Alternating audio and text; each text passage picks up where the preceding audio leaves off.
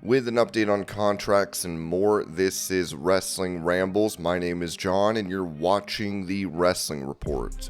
Before we get into the rest of the video, don't forget to press that like button and make sure you subscribe to Wrestling Rambles with notifications on.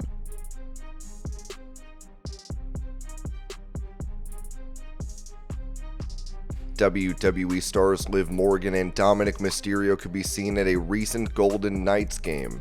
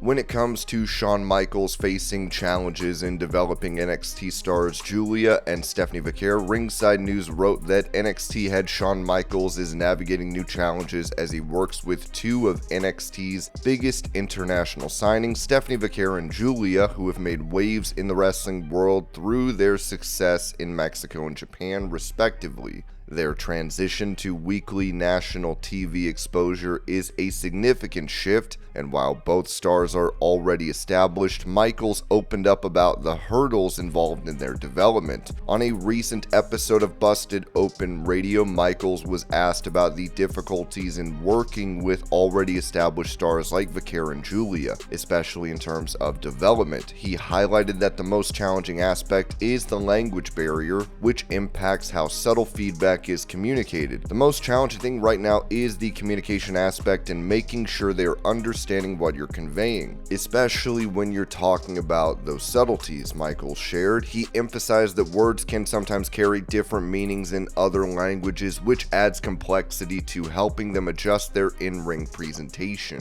That's something that myself personally, I'm trying to really do my best. Sometimes words mean different things in other languages. Making sure that I choose my words carefully with the two of them has been the biggest challenge from my standpoint. Despite this challenge, Michaels praised both Vaquer and Giulia for their understanding and patience, noting how talented they are and how they continue to work on improving communication so they can better receive guidance. We're being patient, they're being unbelievably understanding, and they're doing their best to try and find better ways to communicate with us and ways to allow us to help them with things they feel they need to work with. A lot of that is asking them and getting their feedback and finding areas we can help them the most, he added.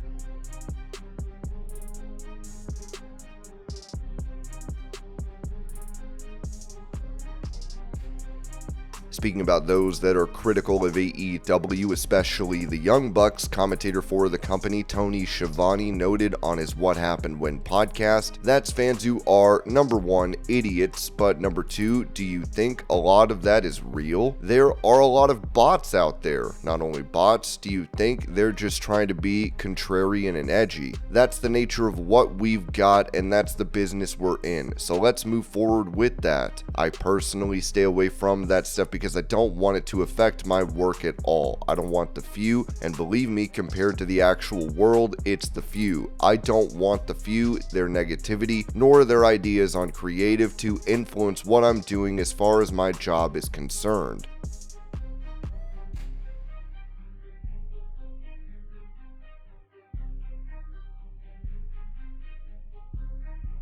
Talking about his view of MJF, who he is feuding with in AEW, Daniel Garcia told Renee Paquette, "I think Max puts everybody through everything mentally. Dealing with him is the hardest thing ever. I think he's a snake. He's a terrible person. Honestly, I wish him nothing but the worst in his entire life. He is somebody who, if he dropped dead tomorrow, I don't think a single person in this company would care."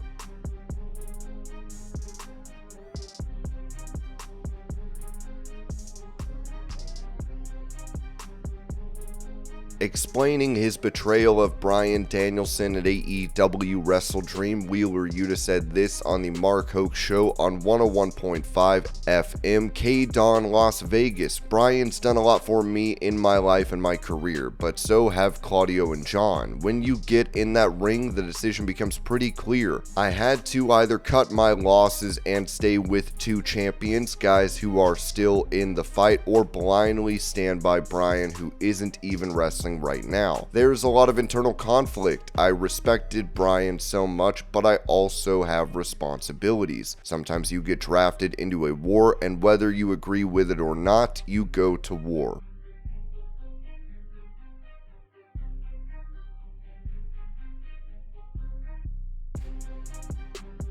Fighter, I've been born, bred, that's what I do. It's like when you put up these gloves, it's like all the power comes into your hands.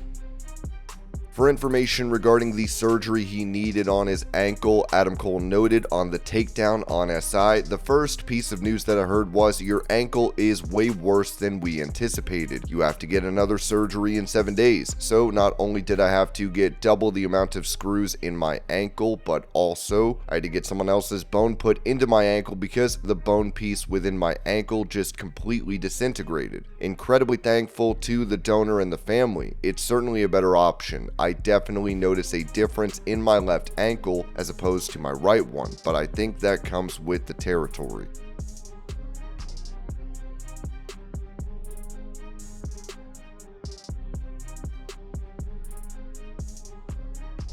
Giving his thoughts on the Mr. McMahon Netflix docuseries, former WWE and current AEW star Shelton Benjamin told Gabby AF, "I watched it and I didn't see anything that shocked me. I didn't see anything that for me was unknown. Like, most of the stories and things people talked about, there was nothing there that I've personally found shocking as far as the stories or anything like that. Now, you start getting into the intimate details. Well, I don't want to get into that messy stuff because, hey, what people do behind closed doors, right? But for the most part, there wasn't a lot there that made me go, wow. I mean, like everyone else, there were some moments where I felt Vince himself was just kind of showing his hand a bit more than I'm even used to. There were some moments where I was like, why? You were fine, and then you said that. It's like, oh, that's okay. Now you're giving credibility to the negative stuff that's being said about you with that one little extra comment that might have been left off."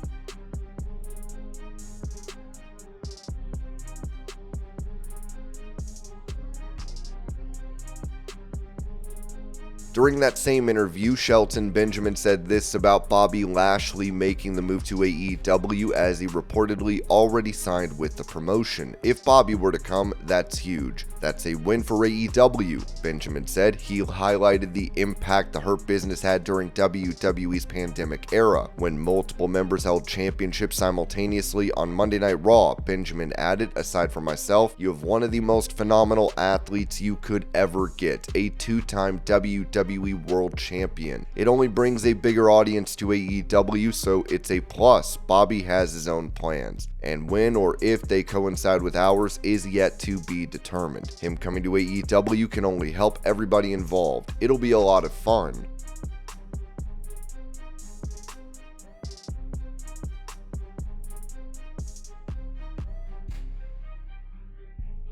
When it comes to the reaction of those within WWE regarding The Undertaker interviewing former US President Donald Trump, Sean Ross Sapp of Fightful Select noted that there are a lot of people that disagree with it. That's just the nature of politics in general, but I haven't heard anyone in WWE that are mad at him over it.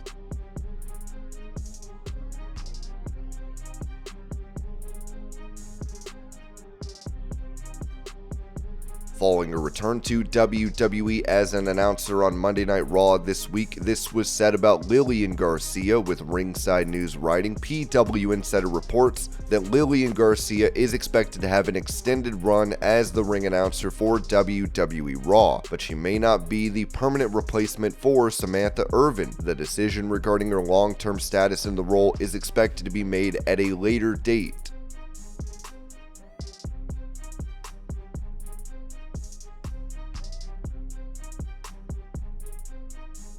As the team of Austin Theory and Grayson Waller have seen multiple teases of a breakup in WWE, WrestleVotes mentioned this on Backstage Pass. Yeah, so I think those two guys are going to remain together until there's something substantial for either one of them. They've been on NXT a couple of weeks ago. They could be used down there frequently, I'd imagine. But as far as SmackDown or the main roster program, until something comes up along that's worth breaking them up, I gotta see them stay together.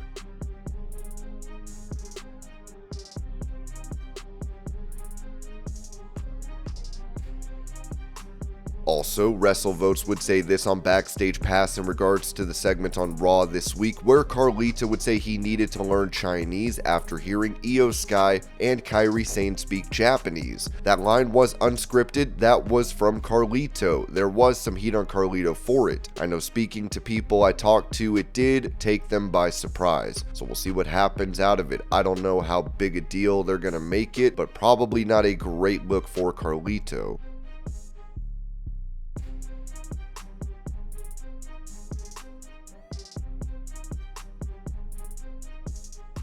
Recapping and adding to the situation with the Lucha Bros and AEW, Ringside News wrote that Penta, El Zero Miedo, and Rey Fenix have been big names in AEW's tag team division since the company's launch in 2019, and recent rumors suggested they might be heading to WWE. However, that won't be happening for the foreseeable future. In addition to that, Tony Khan has extended Rey Fenix's contract by adding injury time, delaying any potential move, and now the possibility of Fenix returning to AEW television has been revealed. There had been speculation that Penta was in talks with WWE, with indications that he and Rey Fenix would only consider joining if they both secured contracts. However, it was later confirmed that the Lucha Brothers remain under contract with AEW, preventing any immediate move to WWE. Reports revealed that Tony Khan extended Rey Fenix's contract by adding injury time, prolonging his stay with AEW by nearly a year. Although Khan has made significant efforts to retain Fenix with substantial offers, a new contract has yet to be finalized. This ongoing situation has effectively stopped any potential move by the Lucha Brothers to WWE for now. While speaking during a Q&A on Wrestling Observer Radio, Dave Meltzer was asked about the future of the Lucha Bros, particularly after reports surfaced that Rey Fenix's contract had been extended. Meltzer clarified that only Fenix's deal was extended, not Penta's, which means Penta will soon become a free agent. As for Fenix, Meltzer noted that it's unlikely but not impossible that AEW will use him during this contract extension period. He explained that Tony Khan tends not to feature talent who are planning to leave for WWE, so Fenix may be frozen for a while. However, if AEW needs someone to put on entertaining matches where the wrestler loses, Fenix could be an option, though not a winner in those bouts. Meltzer mentioned that AEW could focus more on other wrestlers like Bandito or even Hologram, Tony Khan's current priority, to fill the masked Mexican wrestler role. Penta's deal was not extended. They didn't have the right to do that, so he's going to be a free agent. As far as Fenix, my impression is if guys are going to go to WWE, Tony's not going to use them, so they're just going to be frozen for a while. I mean, yeah, it'd be great to use Fenix, but you know what? I guess for jobs, to have entertaining matches where a guy loses, Fenix would be a good guy to have. It would make sense for him, but not to win. If you're gonna put somebody to win, bring Bandito back and go with him, and even so, they're really going with Hologram. I mean, that's Tony Khan's guy, so they got plenty of people to put in that masked Mexican wrestler position if they want to put somebody over, but as far as if they want somebody to lose a really entertaining match, I don't see any reason not to use Rey Fenix, but he doesn't like to use guys that he thinks are leaving. Rey Fenix last wrestled on July 26th for CMLL, while his most recent AEW match took place 6 days earlier on Collision, where he defeated Tony Nese. Therefore, we'll have to wait and see if Tony Khan will find any use for Rey Fenix, as it seems likely Fenix will remain absent until his contract expires next year.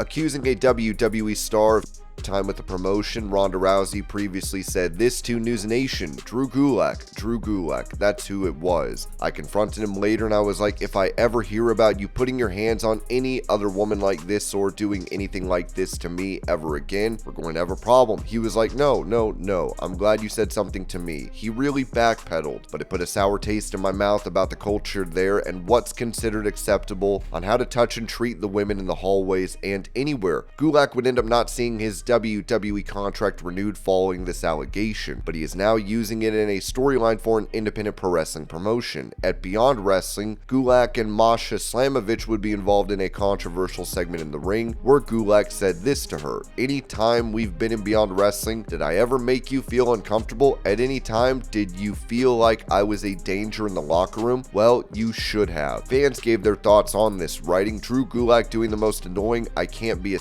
pest indie work shoot storyline. Thank God he's gone from my federation and my NQCC. I don't know what's worse, Beyond Wrestling booking him in this angle or Drew Gulak having the nerve to do this. Safety in the locker rooms, at training, and in the ring is no hook for an angle. Not all attention is good. This is awkward. Hey, thoughts on employing a known harasser in Drew Gulak, using that to try and get publicity, and whatever happened to that transphobic cameraman? Is he still working for your scum promotion? Oh, it's even worse. Beyond Wrestling sucks and Drew Gulak is a punk. Also, that bum running it is a weirdo and I can't wait for his downfall. This Drew Gulak promo is so gross and evil. This guy gotta be executed. And this was your pro wrestling news update. I hope you're all having a great day. Thank you so much for watching, and I will see y'all later.